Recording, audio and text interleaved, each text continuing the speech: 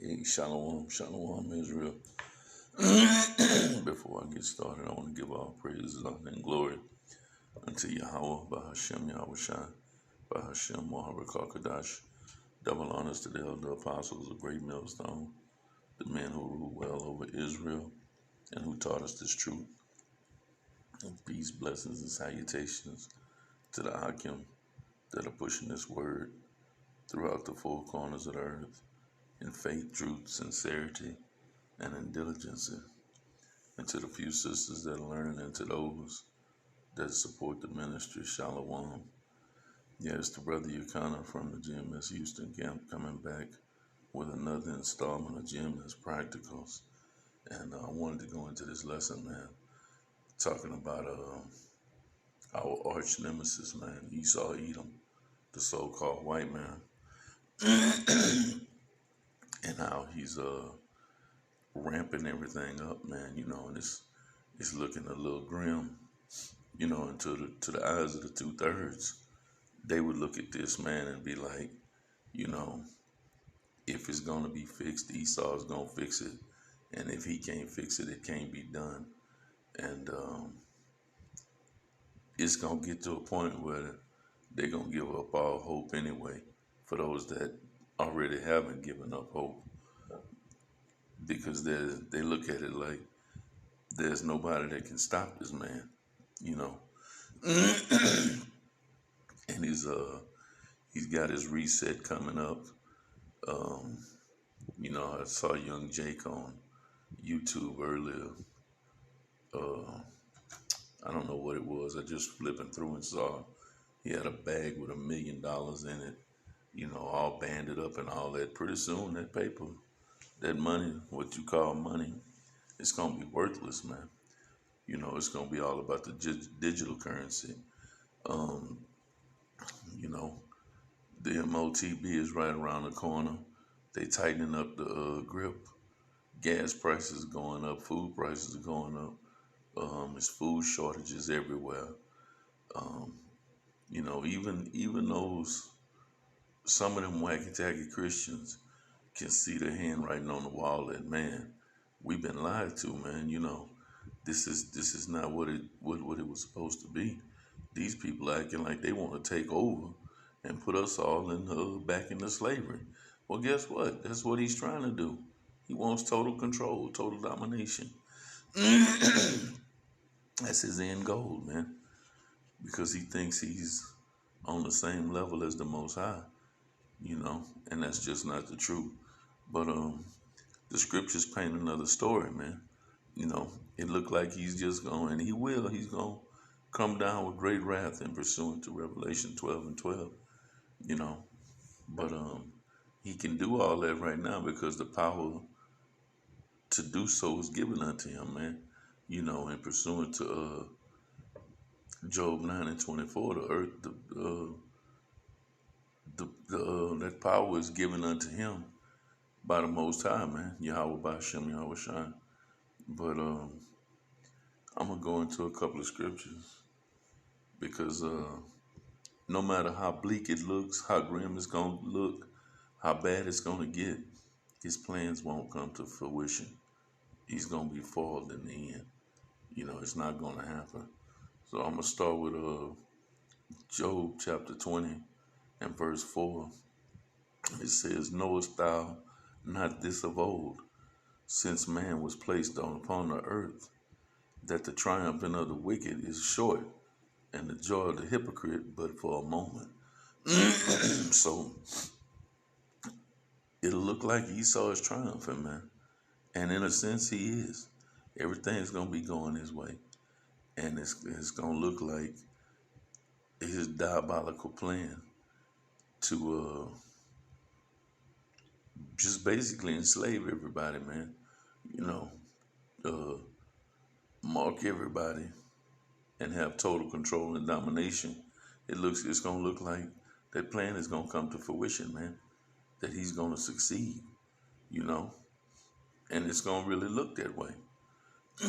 But it says that the triumphing of the wicked is short, and the joy of the hypocrite but for a moment. Verse 6, it says, "Though his excellency mount up to the heavens, and his head reaching to the clouds, because he's a puffed up, arrogant man. You know, there's no other creature on this earth that's more arrogant and proud than Esau, man. Esau Edom.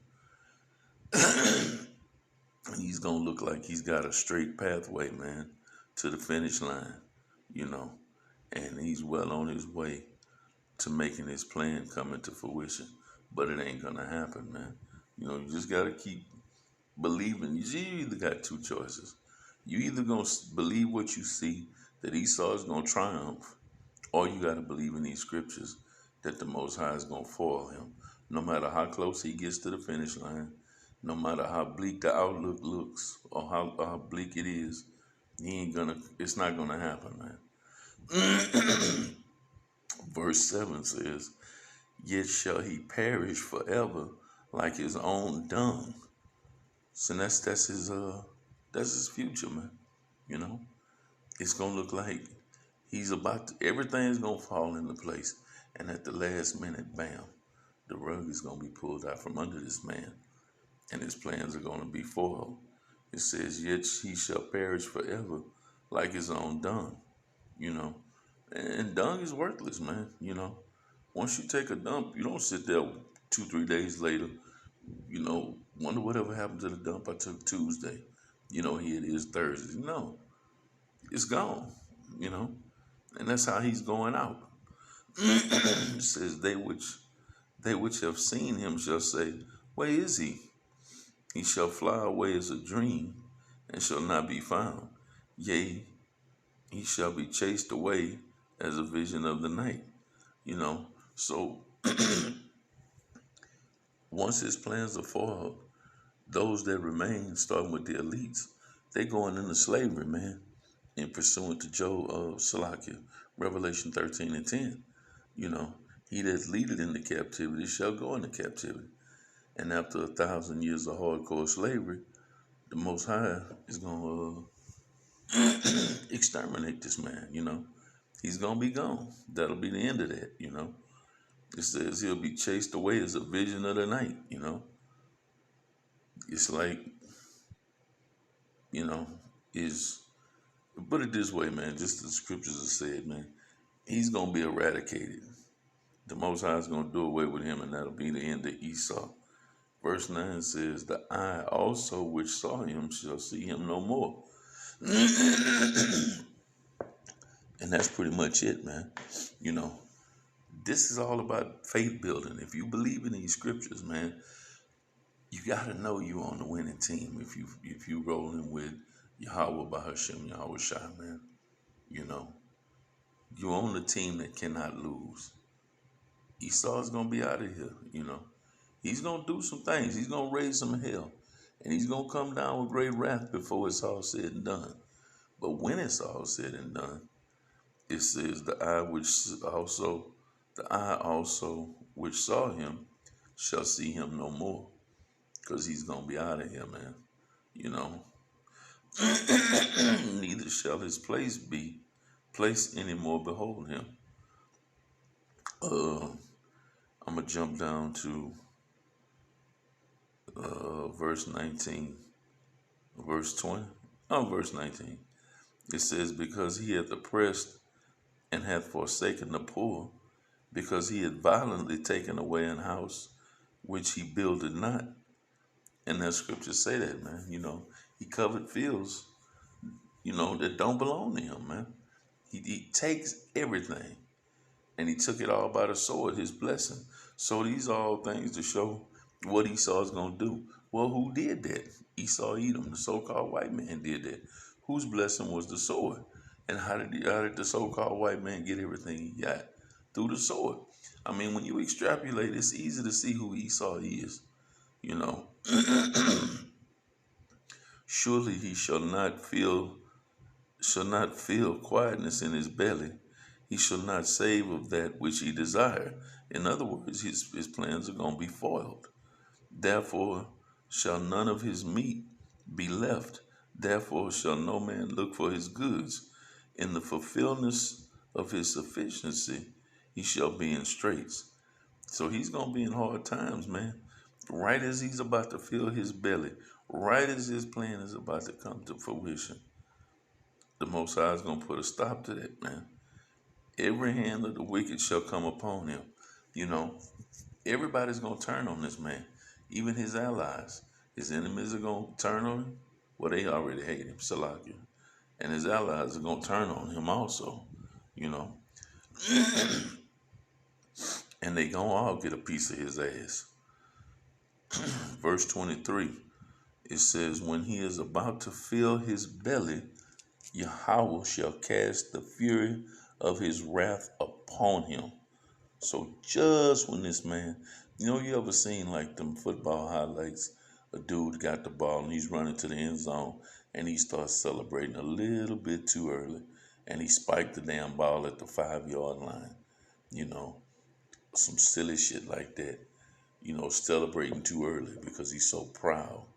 Or somebody's running a race on the track and they can see the finish line and they sitting there waving to the crowd and all that silly shit. And then the person in second place passed by them and they got that befuddled look on their faces when they crossed the line. Like, how the hell did that happen? You know, because you were so proud and you started celebrating, you know.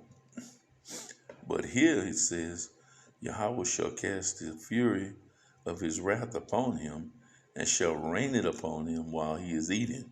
So he ain't gonna be able to enjoy his proverbial meal. He ain't gonna be able to enjoy that, man. That NWO, just when it looked like everything's gonna fall into place, the Most High is gonna unleash righteous hell upon this man and destroy him, man. He shall flee, verse 24, he shall flee from the iron weapon, and the bow of steel shall strike him through.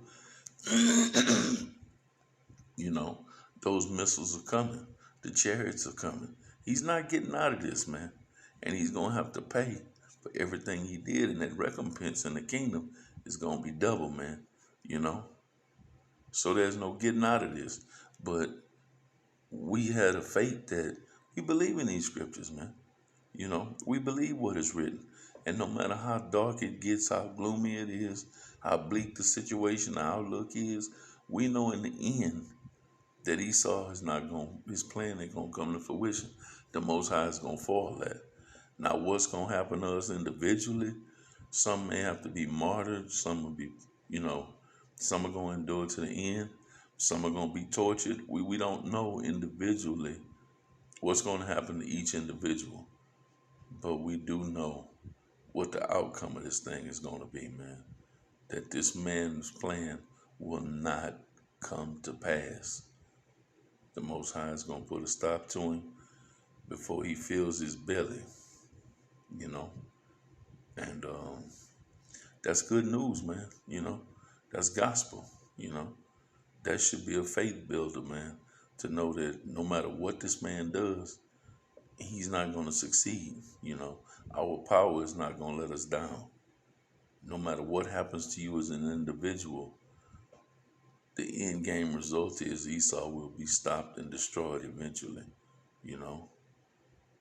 So I just wanted to go into that real quick, man, because when I saw Jake with all that fucking money, I was like, man, you niggas really believe that that money may not even be worth a damn thing in a few more months, man, But I said I hope that this lesson was edifying. I just wanted to go into that real quick. That was all I had. So I'm going to go ahead and end it right there. So until next time, I'll say shalom.